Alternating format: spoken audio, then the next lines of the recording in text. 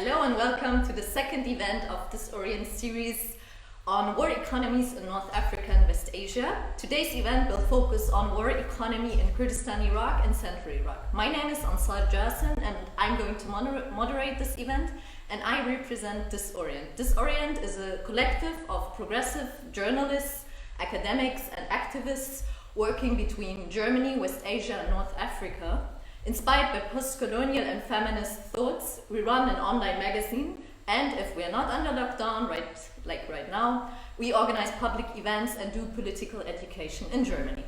For more information about our project and our activities, you can visit our Facebook page, as you're probably doing right now, or our website, thisorient.de. And if you like this event and you have similar ideas like this in mind, we would like to encourage you to contact us and even to consider to become a supportive member or to donate to us. This event is realized in cooperation with the Bildungswerks of the Heinrich-Böll Foundation and is supported by the Deutsche Klassenlotterie. After having had the last event actually live, and in February, we had planned this event for March, and we're actually really happy that we finally found a solution to make this event, to realize this event virtually and actually to include you. So please feel free to engage. You can write to us on Facebook in the Facebook chat, or you can write to us under the following email: eva.garke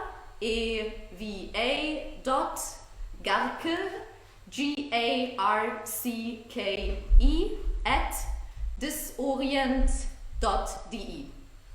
Today we will be dealing with a critical perspective on the two concepts, the economy and war economy, with a particular look on Kurdistan-Irak and Zentralirak.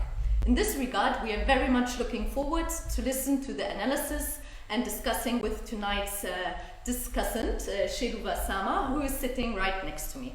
Further, we will show videos from the two activists, Sami Adnan and Ziad Tariq, from the Baghdad-based collective Workers Against Sectarianism. And they will discuss, amongst other things, the self-organization of the recent Iraqi protest movement. But due to the really bad infrastructure in Iraq and missing electricity provision even 17 years after the American invasion of Iraq, they cannot join us here live today, as the internet cannot sustain the connection. Also, this is actually a very practical example of the political economy of post-2003 Iraq. Before delving into Schluwa's remarks on the economy and Iraq, we would like to quickly recapture the discussion from the very first event we had with Jamie Allinson and Raja Makawi. First of all, we actually thought it's really important to reopen the discussion on war economies from a critical leftist and Marxist point of view. At the latest, with the reconstruction debate on Syria, the question of war economy and post-war economy, which is often formulated as the prerequisite to build sustainable peace, appeared to us that this is actually a really important question to discuss, but from a really critical angle. Jamie challenged, through a Marxist understanding of economy, the very prevalent assumption that war and economy are two opposite things. The latter assumes that the distortion of the economy by war is what explains the outbreak of civil war. Of the many important points Jamie made during the talk, we want to take with us into tonight's discussion that the war economy model ignores the fact that the conditions of the pre-war economy, the so-called peace economy, is the very reason why either a war starts or why people start revolutions and start to fight actually against continuous dispossession and against continuous repression, as in the case of Syria or as in the case of other countries like Sudan, Iraq, and so on. And we will discuss this in further depth also today. Also, the other discussant in February, Raja Makawi, who is an editor of African Arguments, and I will all encourage you to actually visit their homepage to follow the really important discussions there. She also followed up on the idea of Jamie's presumption by showing that the peace agreements for Sudan were always only compromises of and for the elite, but have never touched upon the underlying social economic conflicts. Today, Schluwa will lay down yet another perspective on how to understand economy and elaborate on this thought, focusing on specific aspects of Iraqi history and Kurdistan-Iraqi history from this very critical lens. In this sense, we understand the series as a continuous learning process and also a continuous discussion with you. So again, I want to encourage you to please write your questions, your comments in the chat, or to write to the email that I will repeat, eva.gavke@disorient.de. So let us now start with today's focus on Kurdistan-Irak and Zentralirak. And in order to bring all these different topics we want to discuss today together, it's actually a really good idea to again have a look at the picture of today's events announcement, as it basically sums all the different topics up. So the picture you're seeing right now is from November last year. It's from Baghdad. It's from one of the bridges that were occupied by the protesters. And at the time this picture was taken, the protest movement, the so-called October Revolution, as I'm also going to refer to during this event, was already 2 months old. The picture gives us a really good understanding of how the protesters themselves actually understand the political economy of Iraq.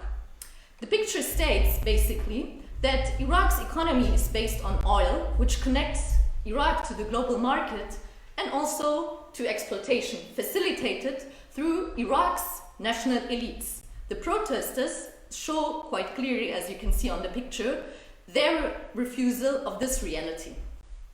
Iraqi people are not benefiting from this oil-based economy, rather facing further pauperization, which led to yearly mass protests culminating in the October Revolution of 2019.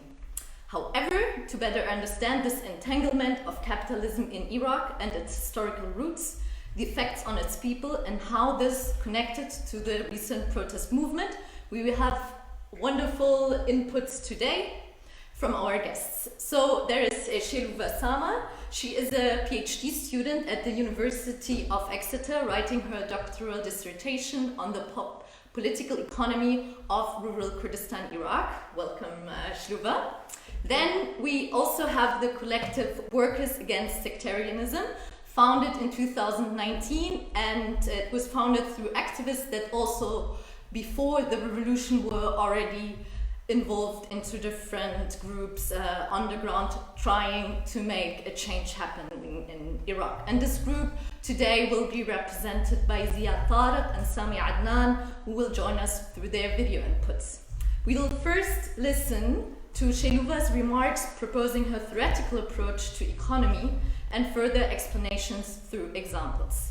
Her input is split into 3 videos, followed by an introduction and further input of 3 videos of Workers Against Sectarianism. All of these videos you can find in our platform, and you can watch and share them individually later. Again, I want to encourage you to share your thoughts and questions with us. During the talk, so while showing the videos, I would try to only propose questions of understanding to Schluwa, and immediately after we have seen all the videos, have heard all the input, we will open the floor for questions of discussion. So I'm now happy to see the first video.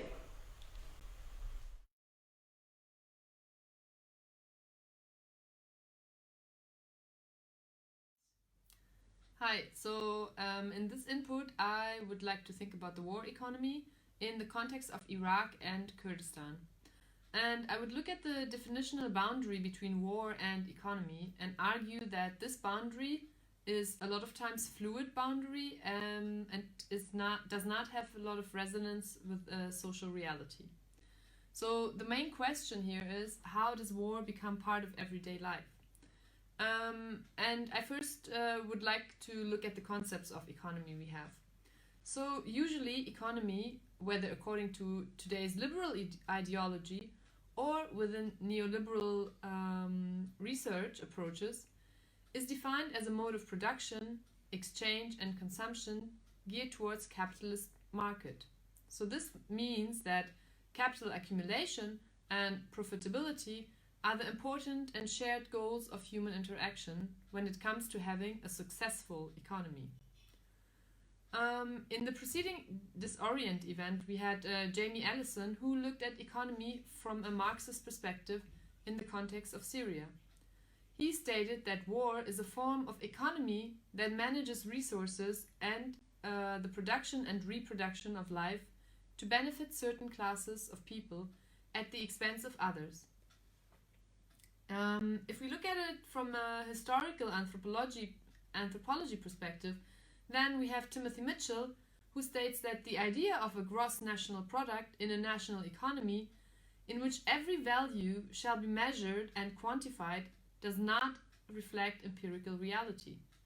For Mitchell, the economy, as we know it, is a discourse by economists and has more to do with their imagination, so with the imagination of the economists, than with the way that values are actually created. So he says that the economy discourse then functions only to, and I quote, maintain the difference between monetary and non-monetary, the economic and the personal, the public and the private, unquote. So of course in this discourse the state is left out and traditionally the household, since the household economy is counted as part of the personal sphere that is not producing any monetary values. So profit making basically does not take place here. Of course, these lines are blurry, as capitalist commoditized values might also run through the household. So in the economy, as it usually is presented to us, is a capitalist economy.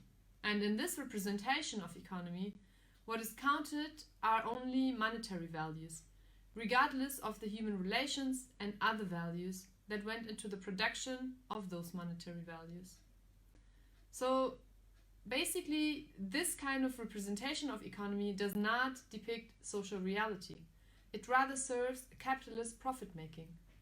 How else can we then think about the economy? How can we represent economy in a non-capitalist way, but still capture the capitalist profit-making economy? This would need a people-centered approach to economy. So I would like to give a wider definition of economy by Narodsky and Besnier, who rethink the economy and say that, I quote, "Making a living is about making people in their physical, social, spiritual, affective, and intellectual dimensions. It is about the forms of human interaction that make different kinds of resources available, although often unequally, through social relations of production, distribution, and consumption. It is about struggles and stabilization around the worth of people and how to make life worth living," unquote. So lastly, I want to say that this definition allows us to search and find the economy in people's everyday life, rather than an abstract idea in serving capitalist needs. So if we look at economy in everyday life, we also find how war becomes a means to make a living in everyday life. War becomes a human interaction that makes resources available, and at times is used as a motivation to restore people's worth. So the capitalist type of economy is itself violence, and consequently war. In certain situations, the capitalist economy turns into war with weapons and brute physical violence.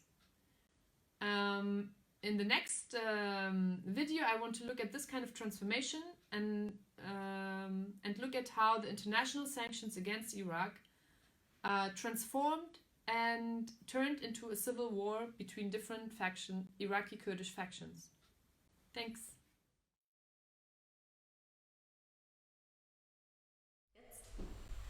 So this was the first video. It was rather a theoretical approach. It really will help us to understand how Schluwa will now elaborate on the historical analysis with actually understanding certain events through this understanding of economy. And it also helps us actually to look at people more through the lens of dignity. And I think what is really important is to understand that economy is in people's everyday life. And it not only will help us to understand Iraq's history, but it will also then help us to basically understand aspects of people's realities in Kurdistan-Irak, but also in today's central Iraq. And this is a really important addition that, for my feeling, is often missing in the discussion. And I would now like to show the second video, and please enjoy.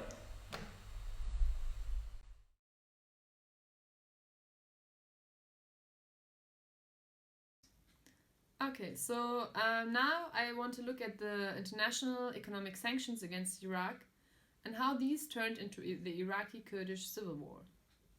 So from 1994 to 1997, a war broke out in Kurdistan, which was a bloody war and cost around 5,000 people their lives. There's not much information on it, and it remains understudied and silenced in Kurdistan, Iraqi Kurdistan itself.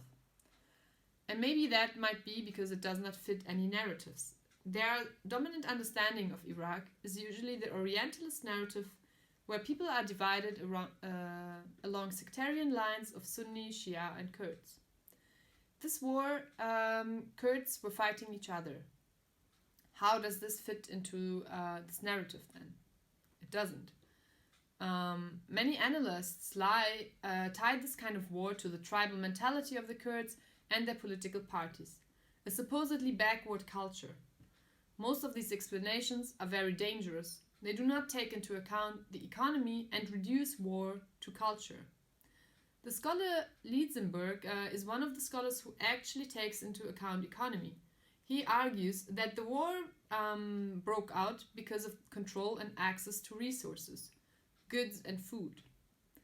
The war is usually described as a war between the two parties, PUK and KDP. These are two Kurdish nationalist parties. War ideologies at that time became part of everyday life that structured life along yellow zones for the KDP and green zones for the PUK. Even clothing or colors on the street could indicate who one stands for. However, I would say that it is not only a war between these two parties. There are other Kurdish parties, such as the PKK involved, also Turkey, that invaded Iraq, Saddam's Ba'athist Iraq, who invaded Erbil, as well as the UN. Under US leadership, who had air power in Kurdistan. So to understand this war, I suggest now to look at the textures of the sanctions, economy, that had been created in people's everyday lives. How did this affect people's lives, and how did this lead to war? So there's little ethnographic material to actually support this, but I found some from Lissy Schmidt, a journalist who was in Iraqi Kurdistan during the sanctions in the 90s. And she interviews Hushyar, who is a resident in Duhok in 1991 and works as a translator for the US NGO CARE International. I quote, "This organization had been looking for clan leaders amongst the refugees and coordinated the distribution only with them. The clan leaders then distributed the goods as they thought best to people loyal to them. Those who did not want to acknowledge their power were simply left out. Now CARE is trying to establish the structure as well in Zahu. We know that part of the food aid is also sold by clans.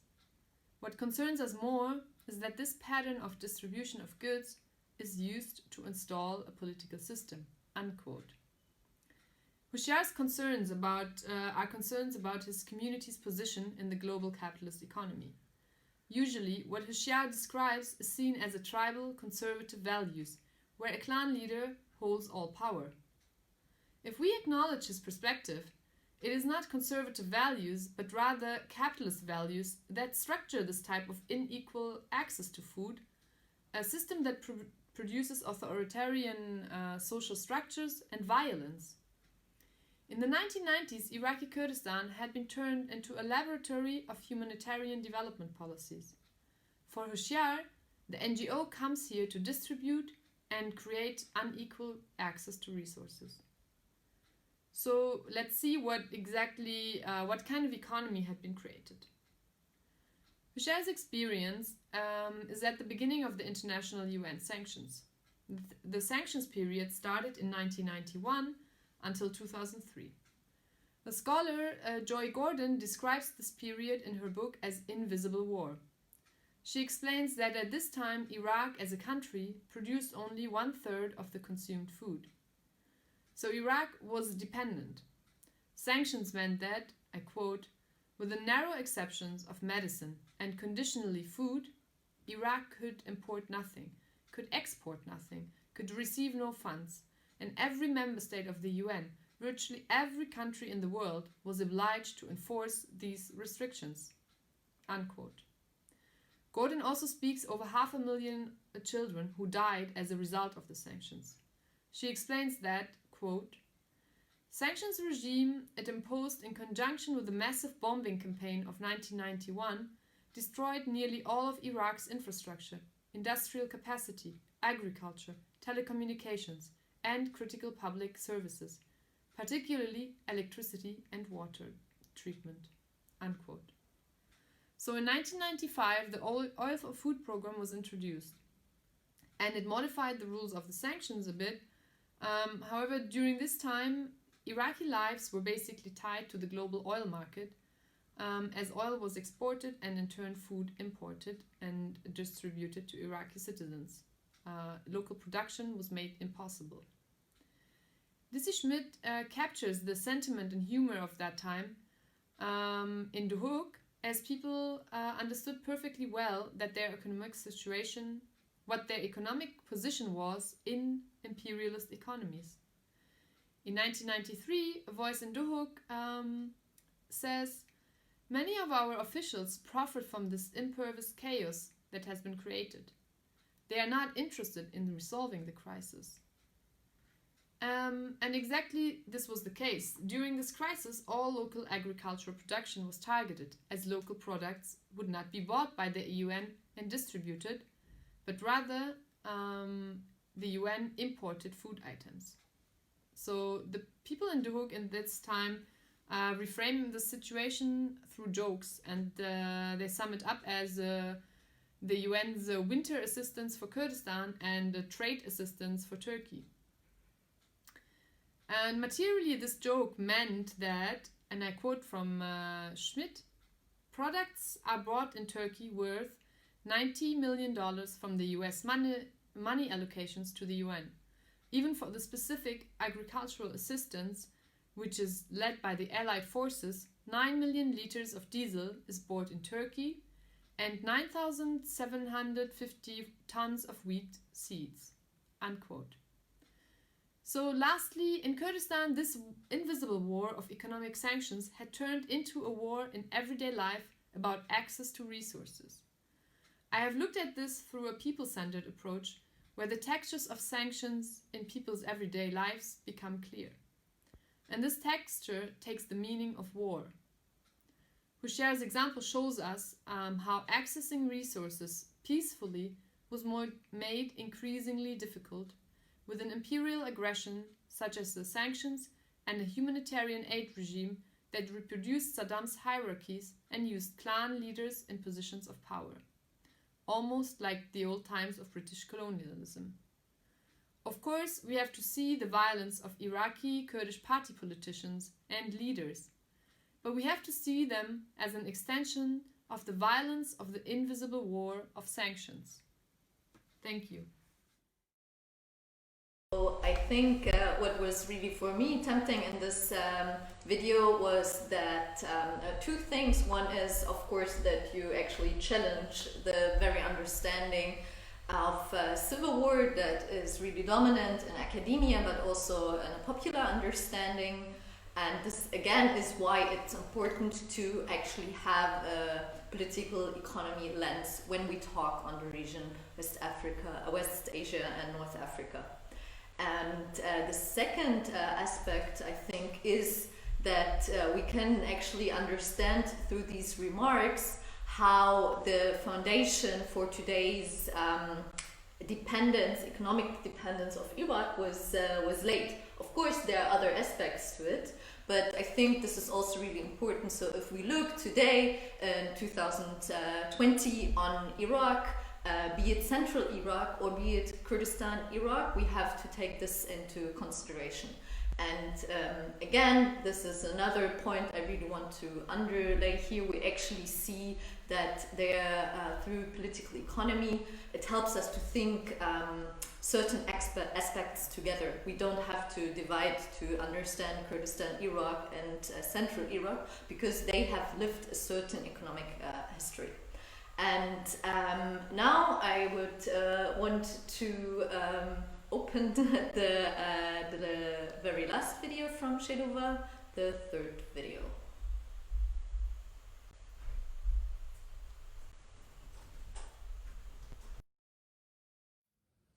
Okay, so now I would like to look into the post-US invasion economy in people's everyday life.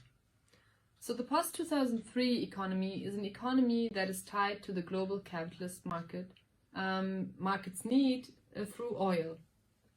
This economy turns war into one of the most important ways to make a living.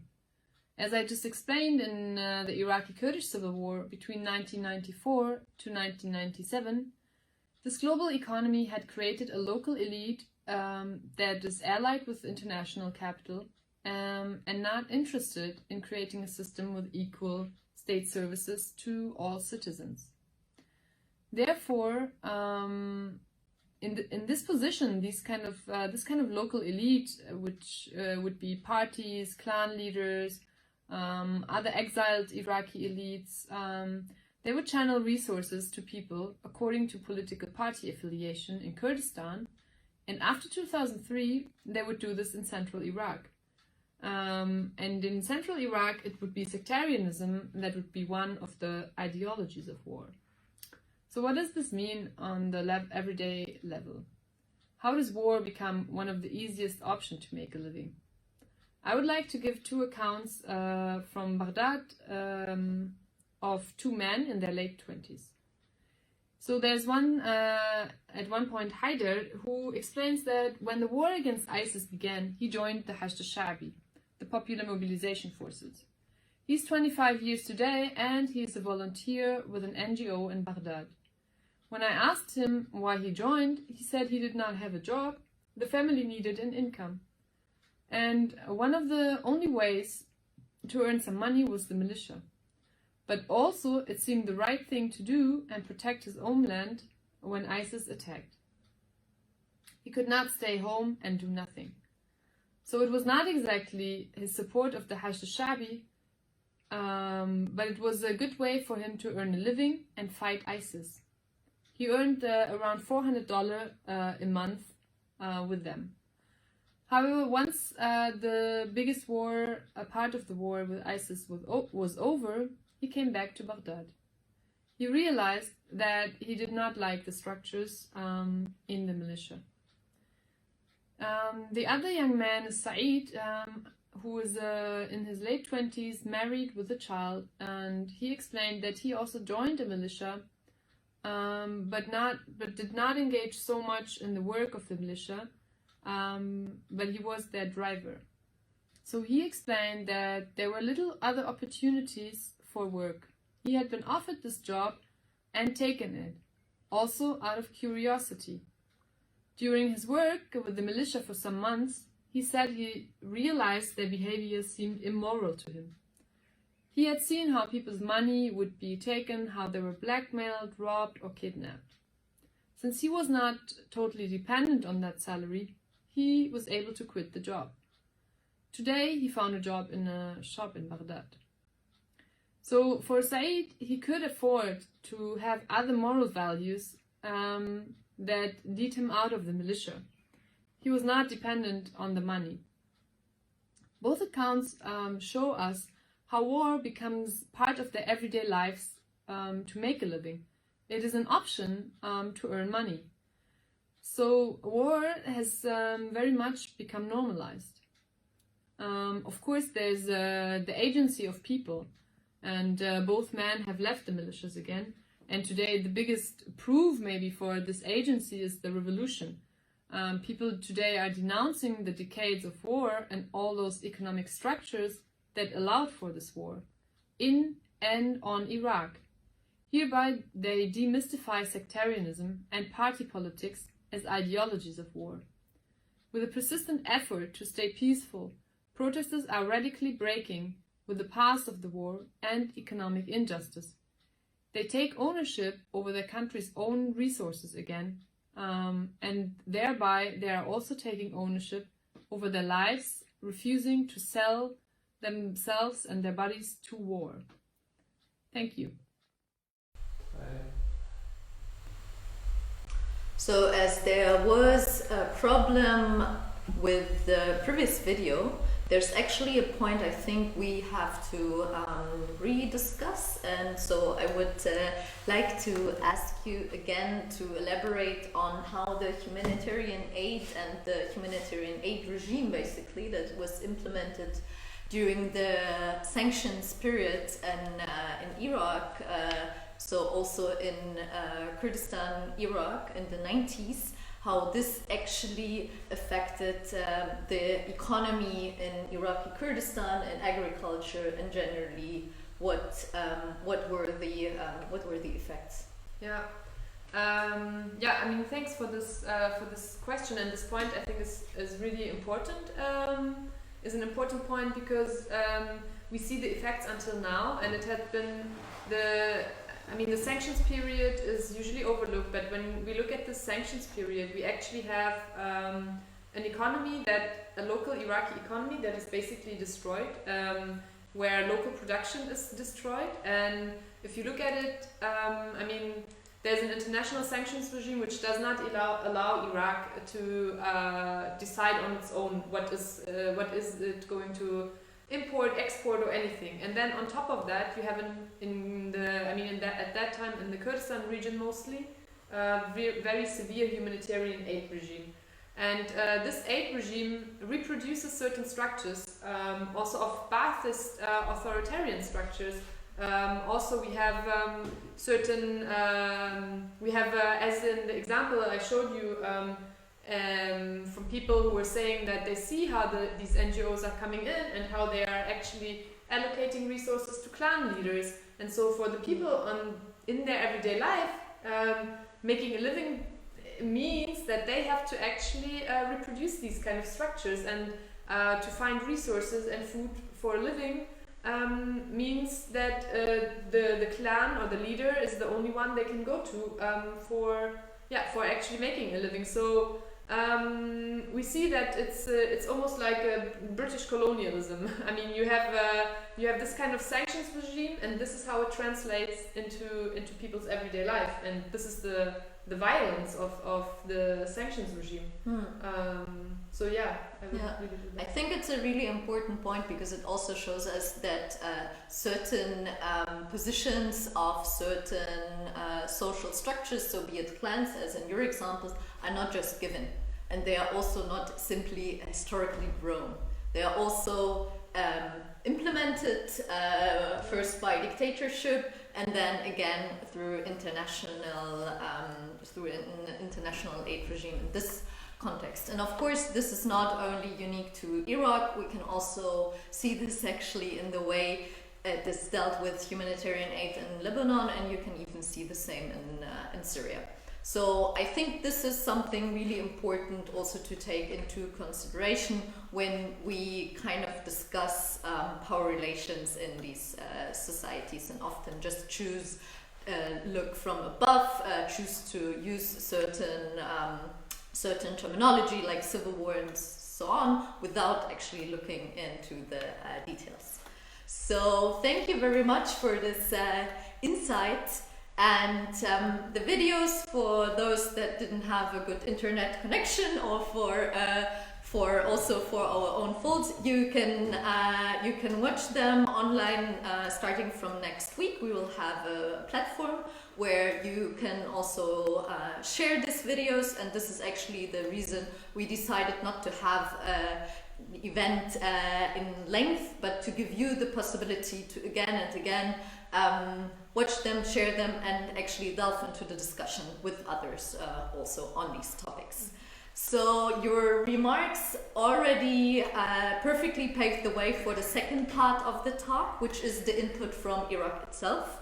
The group Workers Against Sectarianism, which I advise you to follow on Facebook and Telegram, is one of the many self-organized groups having taken to the streets since October 2019. Thousands of mainly young people being fed up with the political and economic system have demonstrated on public streets, on public squares, parks, and ever since they actually have occupied them. In these protest camps that they have set up, they often develop their own modes of being and living together, and probably making a living, just to use and rephrase what Schluwa had said. Also, in times of Corona, the protests continue, but in order to protect themselves and others on a much lower scale. We will now show you 3 videos from the group, which, due to the imposition of a complete curfew, could not take these videos live on a protest square, but they had to make the videos in their home quarters. Yes, so the first video is from Ziad Tariq, and he will give us a basic idea of the group's work and of their own self-understanding. And again, please feel free to comment on the Facebook page, ask questions, or write in an email. And I think it's actually really amazing to have these insights from Iraq. I'm really sad that they cannot join us live, but Schluwa is very well connected to the group, and she also witnessed the protests in Iraq firsthand. So please also feel free to go with your questions beyond just the input she gave, but she also can give us really important insight on the protests now.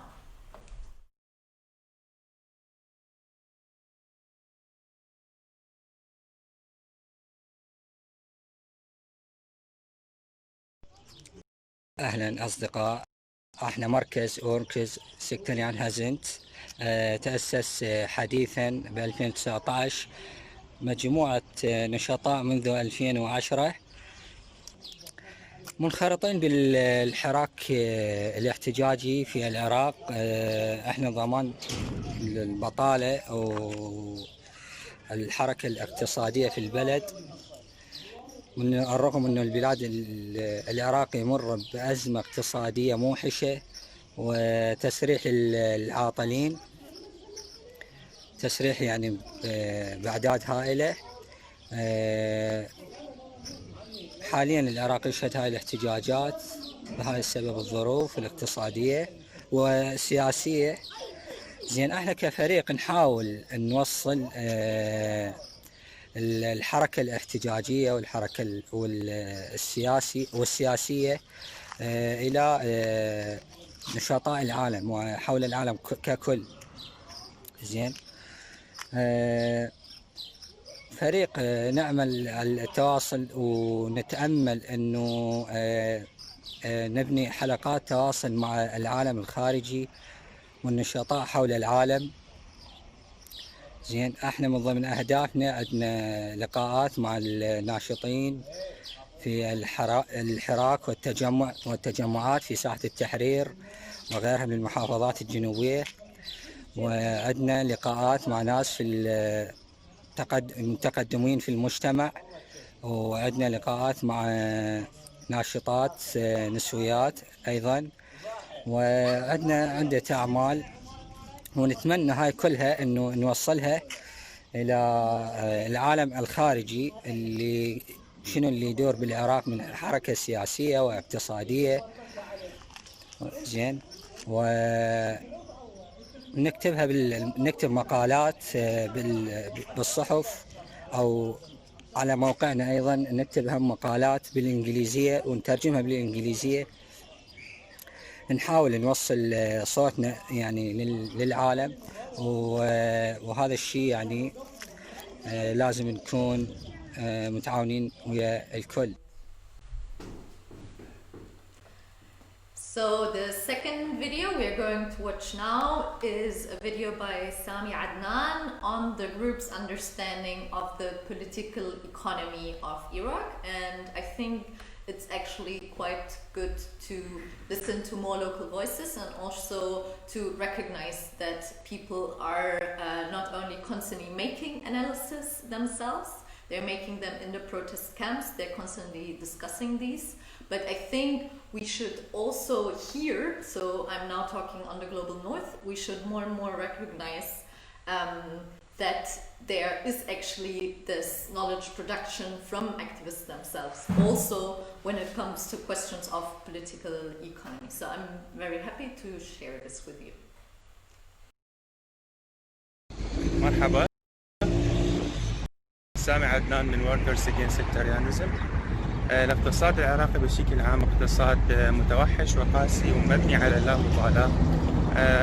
ما يقارب أكثر من يقارب إلى النصف عدد السكان هم يعيشون حالة بطالة حسب التقارير الدولية، وآخرين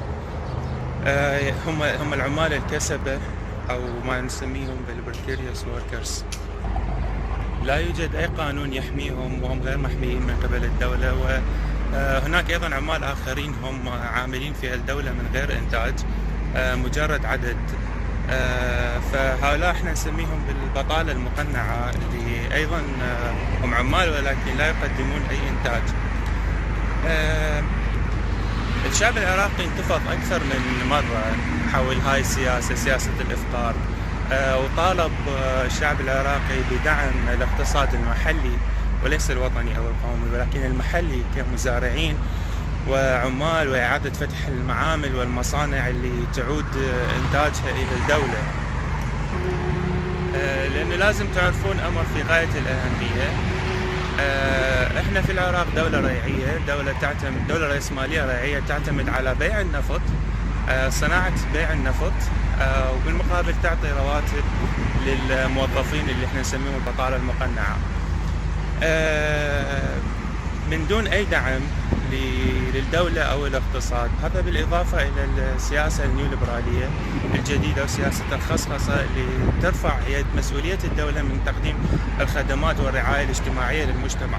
أيضا نقطة جدا مهمة أحب أن أشير لها، إلى أنه الاقتصاد العراقي بالإضافة لأنه دولة ريعية لكنه بالفعل يعتمد 99% أو 90% على النفط، على واردات النفط، من أجل استيراد الضروريات الحياتية اللي تديم عمل واستمرارية هذا النظام. بالمقابل العراق لا يصنع أي شيء، حتى القطاع الخاص بالعراق هو قطاع خاص معطل ولا ينتج أي شيء. لذلك احنا نشوف حتى الخضروات نستوردها من الخارج، بالإضافة إلى جميع مستلزمات الصناعية المنزلية، أدوات التنظيف، حتى أقل أدوات وأصغر الأدوات هي تجي من إيران، تجي من تركيا ومن السعودية ومن الصين. فالعراق لا يصنع أي شيء. هذا الاقتصاد المتوحش بظل وجود هاي البطالة المليونية، اقتصاد متوحش قاسي، لا يدعم الإنسان، لا يدعم قدراته. فمن جهة عندنا احنا بطالة وعندنا عمال كسبة، ومن جهة أخرى تأتي الدولة بحلول اقتصادية لإنعاشها على كاهل العمال، مثلا الخصخصة، فواتير الكهرباء، ما إلى آخره، ضرائب خصوصا على العمال وأصحاب التاكسي إلى آخره. احنا الآن طبعا نعيش بأزمة اقتصادية حاليا، انهيار أسعار النفط، والدولة تبحث عن قروض باستمرار لحل ومعالجة العجز الموجود في الميزانية، ميزانية الدولة، من أجل دفع رواتب لمستحقيها. ولكن بسبب هاي السياسة الريعية الدولة إلى الآن لم تجد أي سبيل آخر أو أي حل آخر غير الاقتراض من المواطنين أنفسهم أو سلب ما تبقى من أموال لديهم. وبالنهاية هاي القروض اللي راح تأخذها الدولة من راح يدفعها؟ راح يدفعها بالنهاية الشعب العراقي. الشعب العراقي هو اللي راح يدفع هاي القروض هو بالمستقبل. بالمقابل الدولة ما فكرت أبدا شلون تعيد دوران رأس المال بداخل الدولة العراقية ويسوي إعادة إنتاج أو فتح معامل أو مزارع أو دعم. So now we will actually watch the third video, and the third video is an insight on how self-organization works on the protest camp in Tahrir Square and what is actually the own political economy of this protest camp.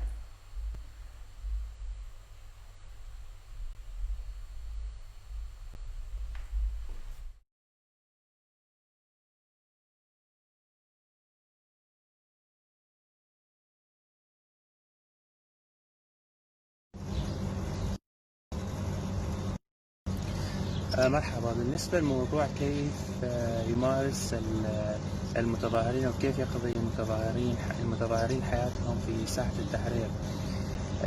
بالبداية لما صار الاعتصام كثير من المعتصمين كثير من الأصدقاء تبرعوا للمتظاهرين والمتظاهرين من مصاريفهم الخاصة من جيوبهم الخاصة اشتروا خيم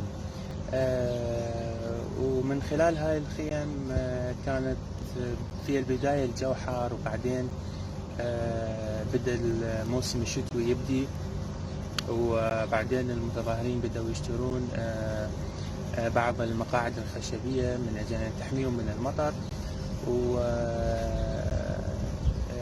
وكانت المنطقة الموجود فيها الاعتصام هي منطقة بشكل عام تجارية، فمن خلال المحلات وتبرعات من المحلات المتظاهرين قدروا يستخدمون الخيم وقدروا يستخدمون المنامات أو الأغطية. وكذلك بعض المتظاهرين قاموا بشراء بعمل مطبخ في ساحة التحرير، خيمة خاصة بالمطبخ، خيمة خاصة في مخزن للمواد الغذائية. بالمطبخ نجد أنه هناك أوعية للطبخ أو احنا نسميها بالعراقي الجدر للطبخ، ومخزن خاص لتخزين المواد الغذائية. وكان يعني مناظر جدا جميلة، مثلا الرجل والمرأة يطبخون سويا وليس فقط الأمر مقتصر على النساء. أيضا المتظاهرين قاموا بعمل حمامات bathrooms وأيضا حمامات من أجل الاغتسال. أيضا متظاهرين كانوا يعني قد حضروا مسبقا من بداية الثورة أو الانتفاضة غسالات لغسل الملابس، وكانوا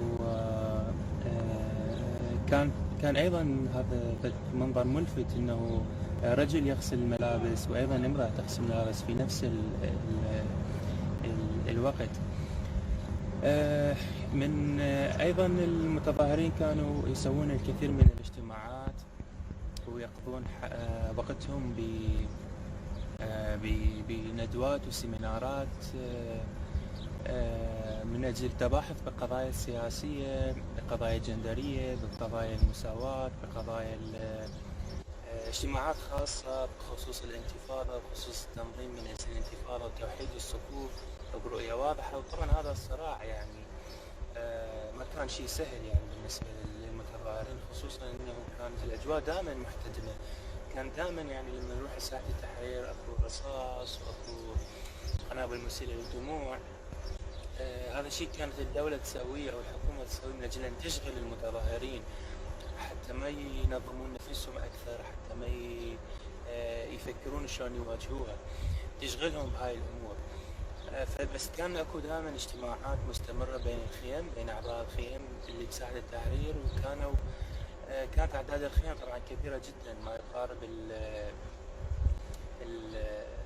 اكثر من 1000 خيمه من عده ناس. ايضا ما ننسى دور التوك توك اللي كان ينقل مجانا، ما ننسى ان المتظاهرين جابوا كهرباء من التيلات الكهرباء، ولدوا للخيم، ايضا جابوا انترنت وسووا انترنت على مود يغطون الساحه اول باول. ايضا ما ننسى دور التيك توك اللي كان ينقل المسعفين وينقل الناس مجانا، ينقل الجرحى مجانا.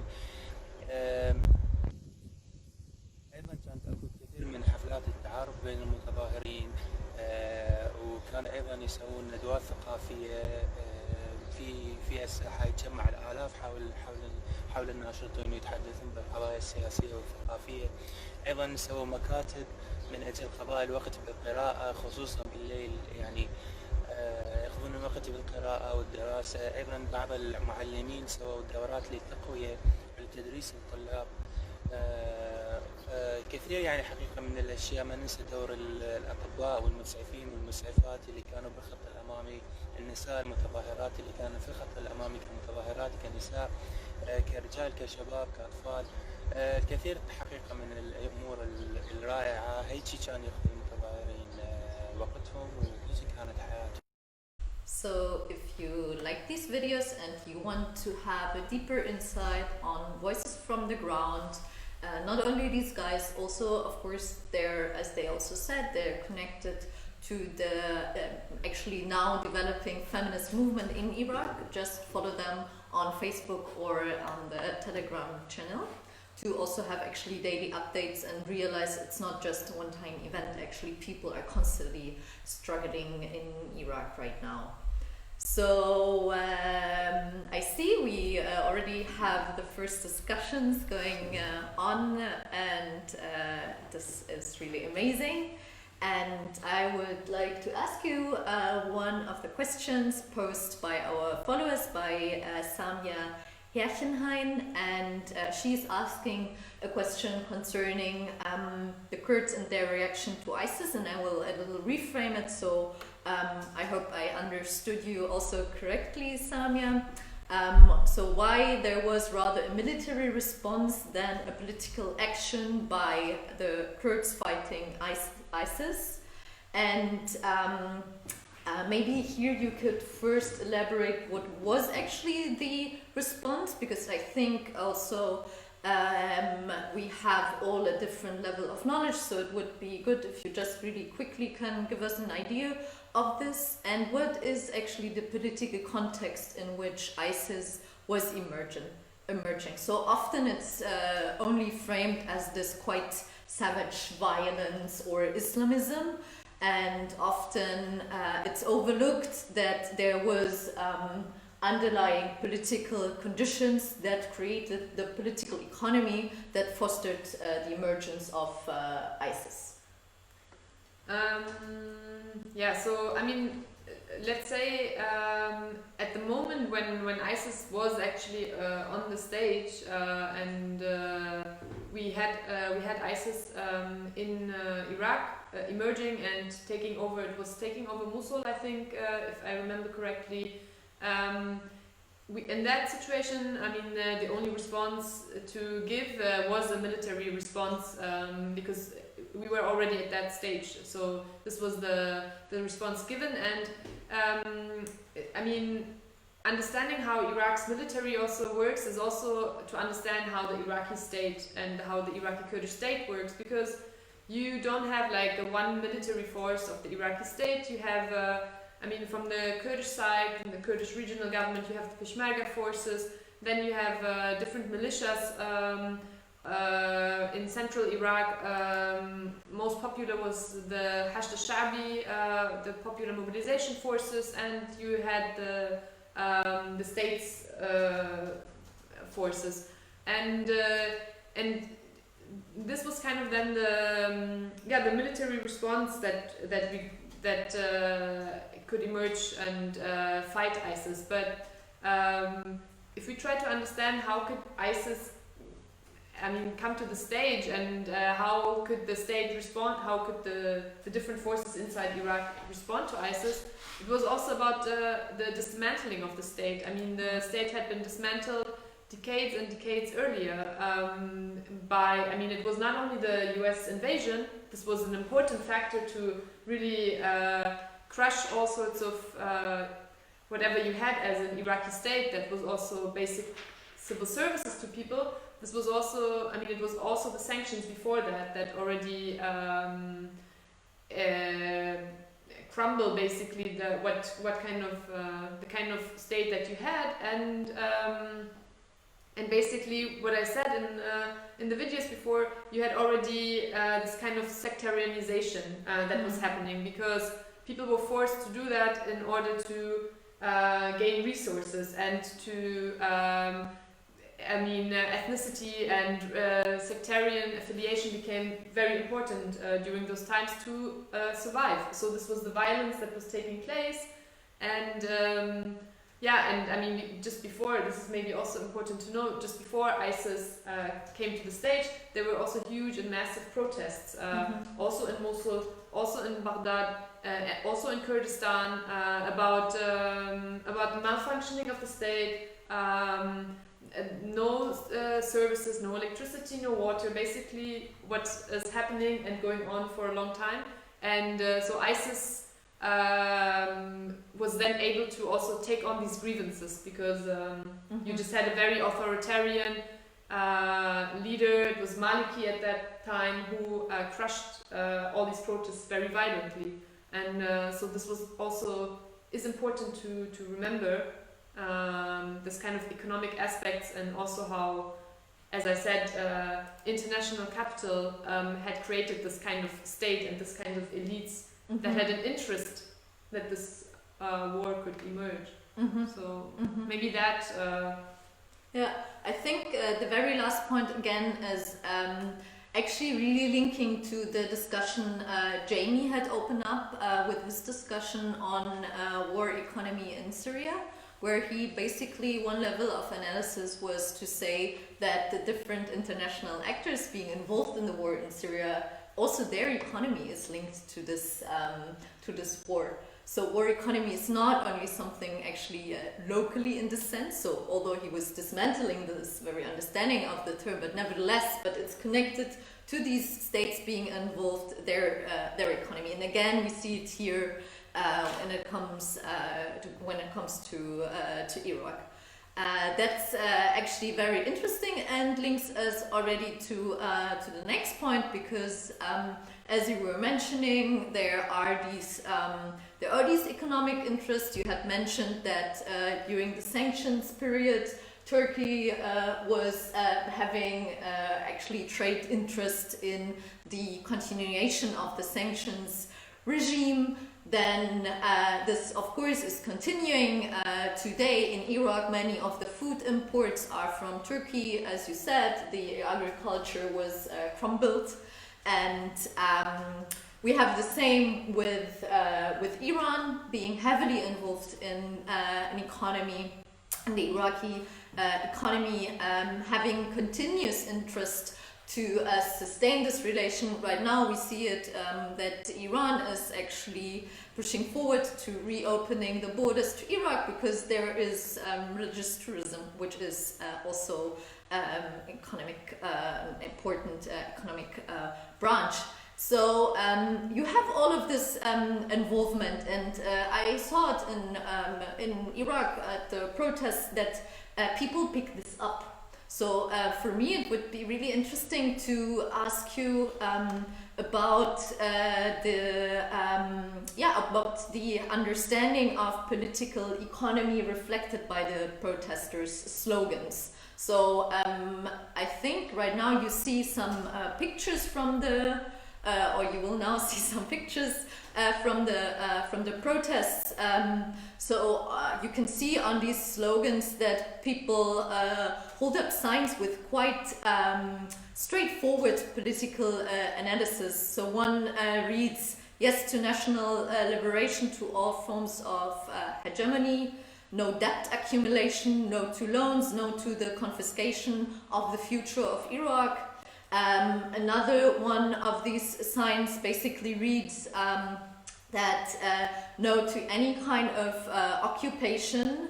Then you see a graffiti where it reads, I want my oil. So also people claiming the natural resources or the revenues from these natural resources for their own. And the other picture is a picture, a quite colored one, which is an expression of a campaign going on since months in Iraq, where people try to raise awareness for consumption of locally produced Iraqi products. So could you evolve a little bit more on the political economy of these slogans, what they mean?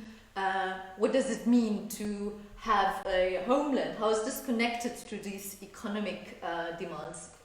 I think this is actually really like the really interesting part, because it's happening now, and it's a really important moment for all Iraqis and all those who seek justice, to demand this, and to see how present also the economy is in people's thinking and in their everyday, like these kind of practices of struggling and asking and demanding, for example, their homeland. I mean, we could understand homeland as some sort of national sentiment to create some, your national country, but I would rather look at it from a different perspective and see how people actually demand a homeland that as something that belongs to them, as something where they have, as something that involves the oil of Iraq as a natural resource, as something that involves Iraq's agriculture, as something that belongs to people, that is their natural resource. So it's something that people are really asking now to have ownership over these resources, to have a say in what is happening on these resources, because I hope it became clear now that through these decades, what has happened in Iraq, all this privatization after the US occupation, but also during Saddam Hussein's regime, basically stole from the people of Iraq. I mean, it was a theft. So the people themselves, they didn't have any ownership over their resources, over their homeland, over their lives, and how to build their lives. So when they now actually demand a homeland, or demand that their local products be sold and have a national liberation, then it's also about rejecting basically the sellout of their country, rejecting that you have all these massive foreign imports to their country, which make any kind of local economy where people can be responsible to make their own living for themselves. It makes it impossible. I mean, these imports. So that's why it's so important that people are raising these demands, and that it's so central also for themselves, because it's a direct answer to all those decades of war and violence that has been happening. I think it's very beautiful to see that people are actually standing up and demanding that. And could you probably say 1-2 sentences about how the we don't actually know, but how the political elite or the counter-revolutionary forces are actually reacting, especially to these economic demands? Like, I think I saw how they were looting of local production or so. Can you tell us a little bit more about it? Because it shows us that these economic demands are not, it's not something simple, like people give their lives for it seems. Totally, I agree. And you have basically also the national Iraqi elite that is allied with an international elite that is allied with, different multinational companies, be it oil companies as well, be it US interests, Iranian interests that you have that are very violently crushing any of those demands. We have almost over 600 dead now in the revolution. So the economy is at the heart of people's demands, and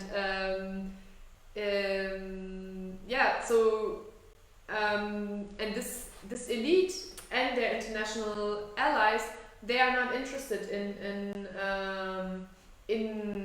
any kind of local production or local economy. I think one example that you might refer to was, for example, we have in agriculture, every year in the harvest season, you have a looting of all those agricultural fields. And it's difficult to find out exactly who it is, but some activists are saying that these might be Iranian spies, not interested in that, Turkish ones, because you have, of course, lots of these food imports come from Iran and Turkey, and so they have a direct interest that there is no Iraqi local agricultural production, even though Iraq has a very strong agricultural history and might be able to be self-sufficient in certain ways if it's allowed. So I think there's a comment on Facebook from Ahmed Louay that actually links to it. So he's basically stating there is no word called economy in Iraq and Kurdistan. The oil money goes to personal accounts. And I think this is also what you say. This is also what the protesters already since over 5 years, when they came up with the slogan "In the name of religion, you robbed us." Yeah. They were actually especially pointing to this reality. So thank you for this comment, Ahmed. Yeah, maybe one thing I know that here in this sense, Ahmed might call it, there's no word called economy in this kind of capitalist economy sense, but in people's everyday lives, of course, everybody is waking up every day, getting groceries, getting whatever they need to live, and this is also people's economy, and people just want a more just economy. So of course there's this kind of we have to just make a difference between what kinds of economies we're talking about. Actually, there is a video from Tahrir Square where we can see this. So we see that in the moment of revolution, like we have it right now, there's not only a theoretical discussion, they actually start to practice this. So having their own understanding of economy, having their own understanding of making a living. And we would like to show you one of the videos that the group Workers Against Sectarianism took on Tahrir Square some days ago, where they interview a protester that basically states this.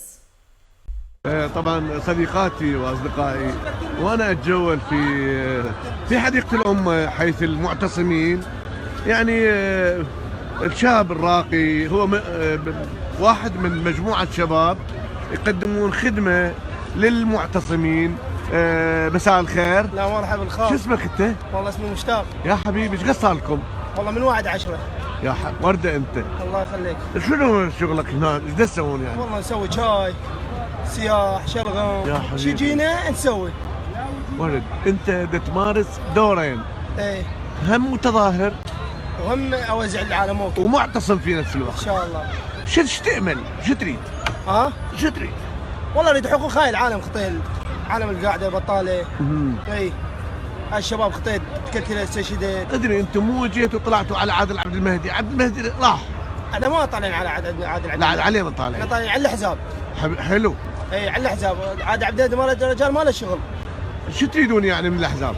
يعوقون اللي يطلعون من العراق، بعد يعوقون العراق بحاله. عالم تبهدلت، عالم شباب راحت ضحت. اي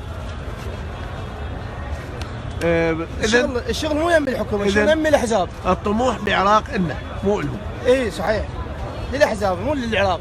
زين يعني اريد اسالك سؤال اخر. ايه جواب. زين تغيروا واجوا غيرهم نفس الشيء، شو تسوي؟ نفس الشيء، ما سووا شيء. اي ما سووا شيء. يعني اذا مو زين هم تطلع؟ اي ما سووا شيء. لا اذا مو زينين هم نطلع. ايه ضل منا لما نسقطهم. حبيبي تحياتي لك. ممنون شكرا لك. So we also have a question from Ali Yas, and he is asking how do the people in Kurdistan-Irak look at the federal government within the frame of the October Revolution, and how would you describe the relationship with Baghdad? So I think he means it on a political level, but I would like to add, if you allow, Hadi, I would like to add also the other level. So people's solidarities, because we should, when we look at these countries, we should not only always look on political regimes, but also on relations between activists, for example, between movements. So maybe you could also tell us a little about this. So what are the protests we could see in Kurdistan, for example? Yeah. So it's a threefold question. I hope I will make a try. I mean, let's say, I mean, there's so there, as you say, there's like two levels of relations. So you have on the one hand this relation between Baghdad and Erbil, that is the official government level relation that is basically, I mean, you just hear about it as a dispute. There's always the dispute between Baghdad and Erbil, mostly on the budget. I mean, there's like this allocation of 17% of the Iraqi national budget will go to Erbil. And usually the issues that come up are that both sides are just so corrupt that there's a constant dispute going on, which for the people translates into a situation of anger and frustrations because they are not able to receive their salaries. And you have to understand that for the people in the Kurdistan region, but also for the people in central Iraq, these salaries are basically tied to this to the global oil market and this oil income. And so if we look at it from now a perspective of the people and what kind of situation we have there, we had, for example, recently also protests in Kirkuk, where people had demanded that they just get their salaries directly from Baghdad and not from Erbil. So what I want to say is that people's perception is changing slowly into a perception of economy. I mean, they are like, okay, how does it benefit me if I have a Kurdish regional government or an Iraqi government, but I don't have my salary? So they are more and more thinking in terms of economic perspectives rather than, let's say, a national or ethnic or sectarian perspective. And then I think an important thing is as well that for people in the Kurdistan region, I mean, they are looking at the protests in Baghdad, and I mean, it's difficult to say how the general view is. Of course, it depends very much, but you have a situation where people are also more preoccupied with their own situation, and there it had led to protests. I mean, recently also in Kurdistan, you had protests because of the injustices. So I would say that it's very localized and people everywhere are seeing this. And I mean, what we have also seen were certain delegations from activists in Kurdistan to Baghdad's Tahrir Square. So I think there's an exchange, although this is not representative for the Kurdistan region. I mean, there are exchanges amongst activist groups. So that's how I would frame it. Yeah. So there is a comment from Anna Kukuru, and she's asking whether we could make a book list and suggest books on Iraq and Kurdistan, I assume like connected to the topic. And of course, once the videos go online, they will go online with links to relevant articles, to all the literature that Schluwa has mentioned in her videos, or Workers Against Sectarianism have mentioned. So this is also the idea of the mutual learning process, that we actually have the possibility to go beyond this talk and read up on these topics. And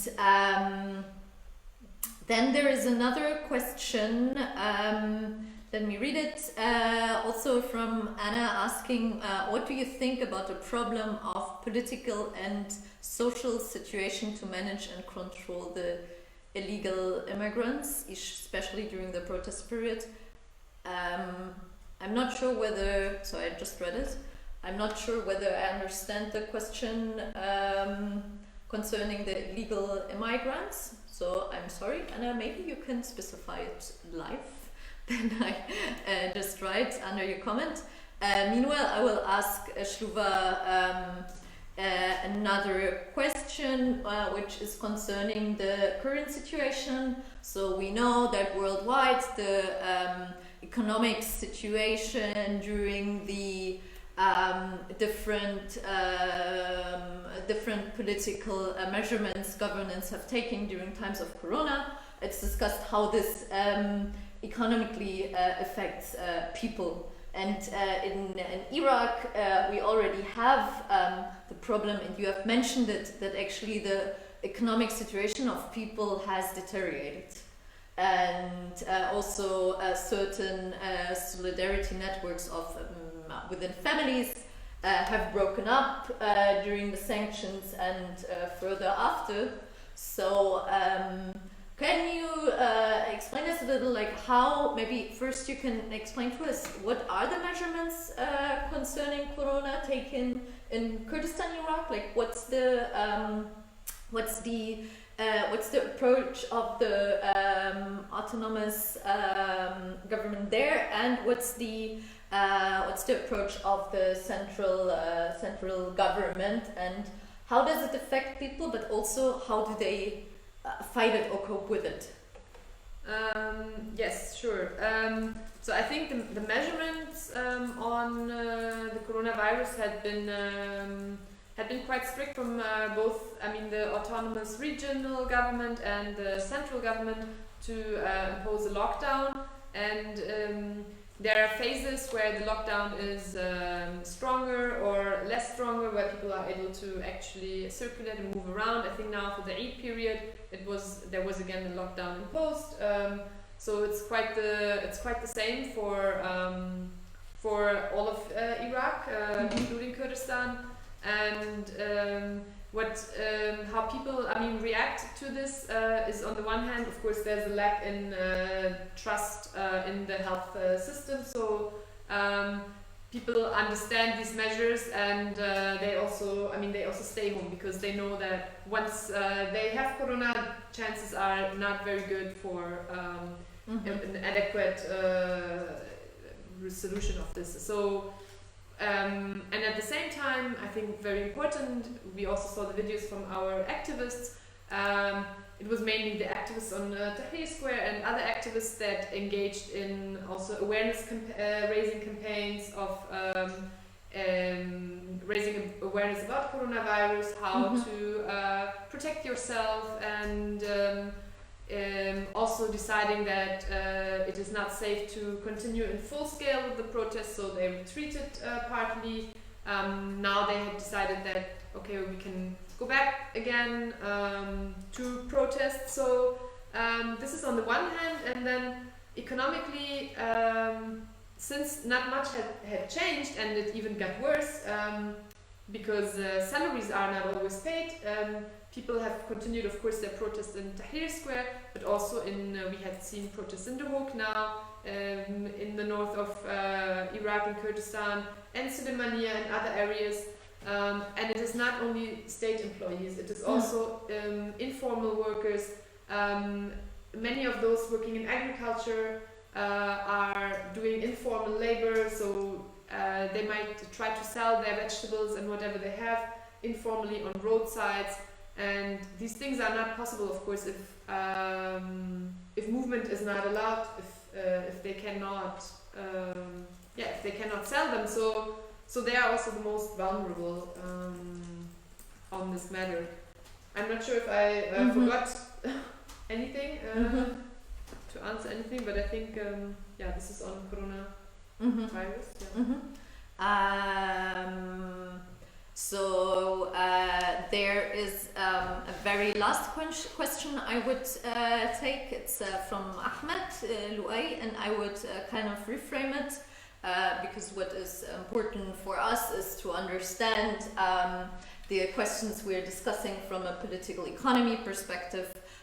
So when we look at the different political actors in forms of not only political parties but also political groups with reference maybe to economic policies. Could you elaborate a little on this? I mean, one of the questions he's raised is what do you think of these parties? But I don't think that this is what we want to discuss because there's a certain aspect for us. This is important. So to look at the questions in discussion from this political economy perspective. So maybe we can also do that. Is there something we can discuss when it comes to certain economic policies of these parties? He probably is talking about the Kurdistan region more than the rest of Iraq. And I think maybe here we can also reframe it a bit then that we usually think also of these separate entities of Kurdistan region and central Iraq. But actually, if you look into it deeper, then you have what you have in the Kurdistan region of these different political parties. You also have in the central Iraq, and you have these political parties specifically trying to manage and have access to as much resources as they can from the state through their own private companies. I mean, it's not about only having a party. These parties are connected to private oil companies, to other global actors, have their own connections to certain states, to certain, let's call them multinational companies. And this is kind of then how these parties stand in relation to each other, talking from an economic perspective, because it's basically a race of who's getting more resources and then who can gain loyalty from people to their political party. So that's kind of the rationality of the political parties in their relation with each other. Of course, if you look at it in everyday life, the political parties will be like, we stand for these and that values, but economically, if we look at it, it's much more about securing access to resources and then redistributing them in very unequal ways, not allowing for all citizens to actually have equal access to the state's resources. They always have to go through these parties, and that's the parties' relation to each other. So it's a kind of what is often called crony capitalism, and I think that's a really, really important statement to end the discussion, to take with us that there are certain aspects on an analytical level where it makes complete sense to think Kurdistan-Irak and central Iraq together, and you just mentioned the aspect of political parties where we often tend to probably understand them rather in ideological terms, but if we break it down, we actually see if we have this kind of economy like we have it in Iraq, it's less a discussion on ideological differences, and this is also how politics appears to the people, and this is why we can see in Iraq's protest squares that people completely refuse political parties. And we can also see similar dynamics in Kurdistan, Iraq, that people really have a really difficult relation to parties after all these years where they have to fight just to make a living. So we come to to the end of tonight's discussion. So just allow me to say thank you to all persons who made this event possible. So let us start with tonight's speakers, Shilwa, Ziad Tariq and Sami Adnan from Workers Against Sectarianism. Thank you very much also for your video inputs. And again, please share them, watch them, and engage in discussion over them with others. Also, thank you for Georg, who you all don't see, but I'm happy that he supported us today, not only with conceptualizing the event, but also with all the technical support. Then also on this side, you also don't see her, there is Eva. Also thank you for supporting us with the social media. And last but not least, I want to thank our colleagues from Ashaq Reisen who gave us this venue to do the event in, and hosted the event, gave us the technical equipment to make this possible. And again, of course, thank you for the Heinrich-Böll Foundation that they supported us in trying a completely new approach. I hope you all enjoyed it. And yeah, again, next week these videos will be online. Follow us on Twitter, on Facebook, and if you felt this is also an approach you like to delve into more, then just get in touch with us. If you want to write and you rather don't feel like sitting in front of the camera, also get in touch with us. And any one of you that has critical ideas, that wants to change also the discourse on North Africa and West Asia, please just get in touch with us. And the next event on war economies in this series will be announced soon and will likely take place in June and on Syria. So thank you all for engaging in the discussion and for joining us.